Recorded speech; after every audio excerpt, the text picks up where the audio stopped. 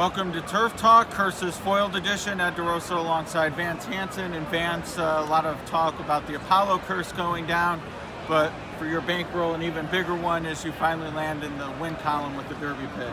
Yeah, it doesn't quite make up for foolishly going against horses like Street Sense, Calchrome, and American Pharaoh, but it was finally nice to tab the winner, even though he was a 5-2 favorite.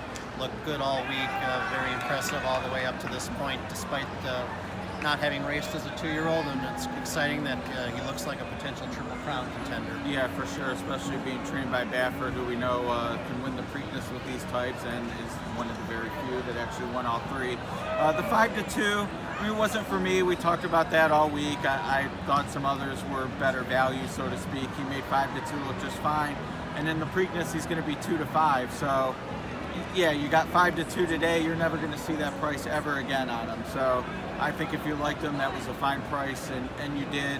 And I mean, really, there's nothing to talk about coulda, wouldas. I think Audible may have been second best. Good Magic ran it.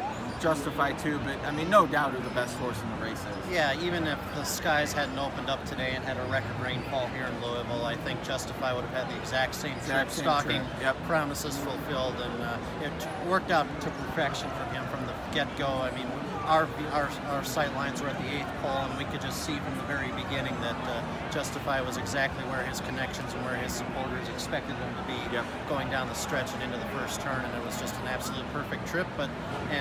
It wasn't a trip that allowed him to win. I mean, it was his talent that got him to the winner's circle today, for sure. He allowed Mike to put him in that position, chasing promises fulfilled.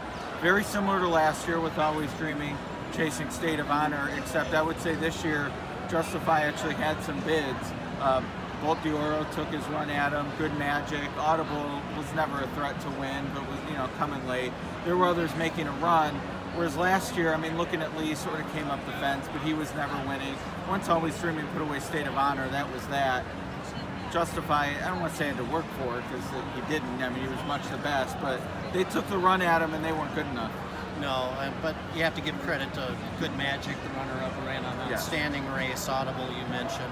And going back to last year, Always Dreaming's race, we remember that the top 3-4 finishers all were very close to the rail the entire race, saved ground. It was kind of a preferable place to be. This racetrack seemed to be playing pretty fair despite the sloppy conditions. All right, so as I said, 5-2 today, 2-5 probably in 2 weeks. You're going to stick with them? Most likely. I want to see what this field is going to look like at Pimlico in 2 weeks. Just referring to the odds again, he was about 7-2, 3-1 during most of the betting, which I thought was a fair price. Kind of slightly dipped down below 3-1 before post time, so I'll take the win. All right, and you'll be there in 2 weeks, so we're looking forward to your on-site coverage. And I think when he crossed the wire like he did, the field may have went from 14 to about 8 or 9. That's a certain possibility for sure. Yeah. All right. Well, we'll send you off in style. Travel safely. Good pick. Congratulations. As for me, I'll be regrouping, and I'll mention it again. Pick 6 carryover Thursday.